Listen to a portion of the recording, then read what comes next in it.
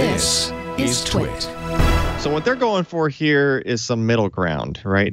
They previously had a 32 and a 16 and 32 core Ryzen Threadrippers. Now they've introduced a 12 core and a 24 core. Now I realize all of these are able to do hyper-threading, so they can these parts. The 12/24 is actually 24/48 threads.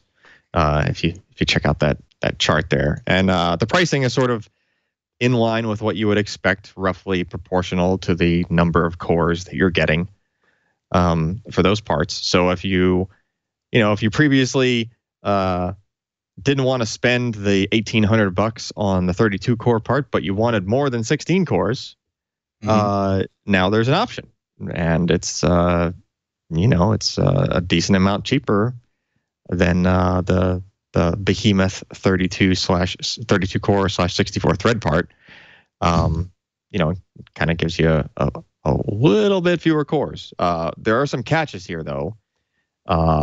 This is a service sort of fix in an attempt to correct the deficiencies of just the architecture. It's not really a deficiency. It's just that Windows is currently not smart enough to take full advantage of this particular layout of having PCI devices and your memory just connected in ways where they might not necessarily be directly connected to a die. It just depends on which configuration you end up with. So in other words, you might have to make some extra hops over that Infinity Fabric depending on which core the thread is sitting on at that moment.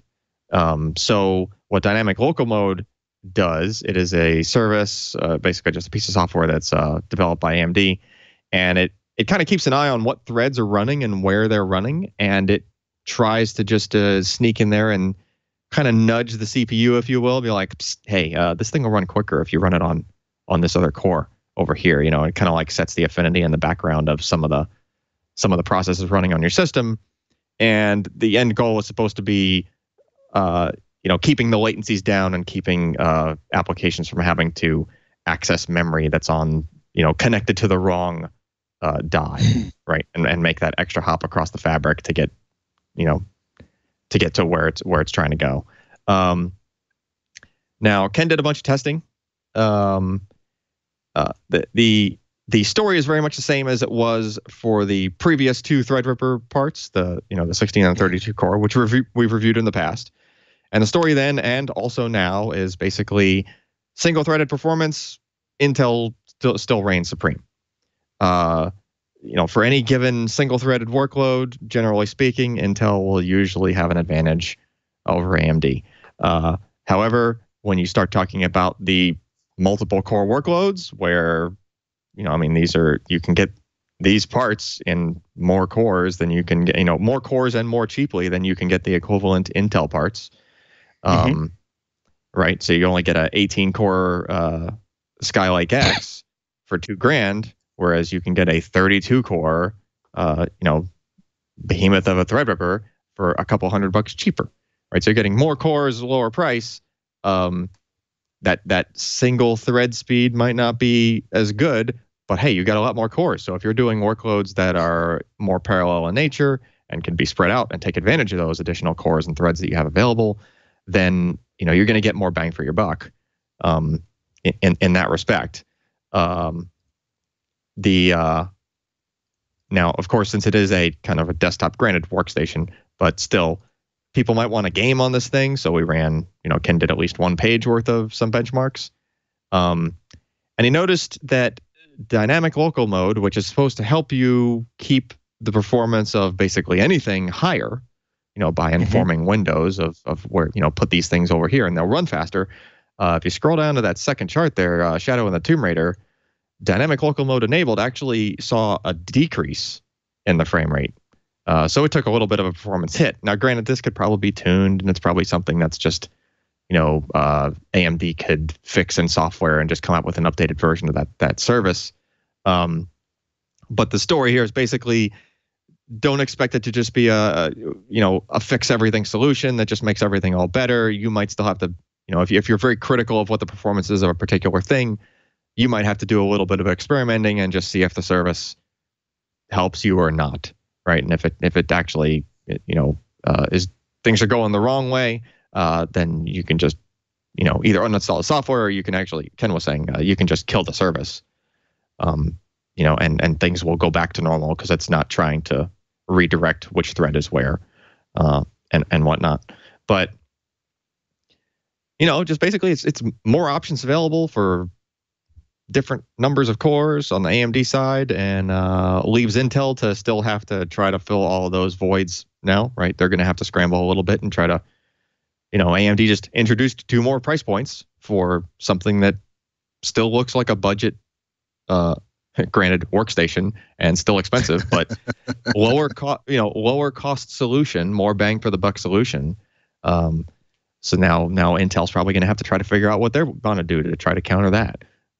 So interested to see how that pans out. Potentially some lower cost workstation style parts coming from Intel to counter that. I mean, we don't know, but you would figure they would have to try to do some sort of a response.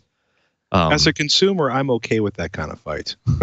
Right? Yeah. I mean, let them race to the bottom on price for cores. We were kind of reminiscing a little bit on the podcast last night, and like, it wasn't that long ago where quad core was like a big deal, and it was like that was just kind of it, right? And now all of a sudden we have 32 cores in a workstation / desktop part. Well, you can build a 32 core system for less than the price of a mediocre used car. Sure. It wasn't so. Still, it's new and exciting, but a big part of it being new and exciting is that you can do it without having to mortgage your house or sell your house to buy it. I think is a big part of that. Yeah. And hopefully it drives things a little bit more. Now, granted, on the desktop side, it's been, yes, there has been multiple core systems for a while now. Chances are any given piece of software is not going to be single threaded, but there's still a lot of that.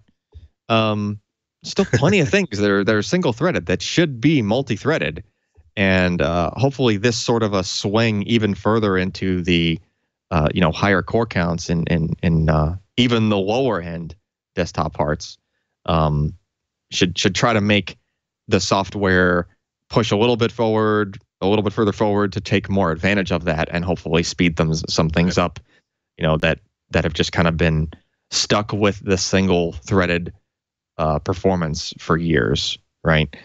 So let's just hope that that's another little bonus that we get out of this. That would be nice. Yeah. I'm not holding my breath, but it would be nice. It would be nice. It takes developers and all over the place not coming together, but just sort of changing their code individually. And, it takes a while for that kind of thing to happen. Hence my not holding my breath.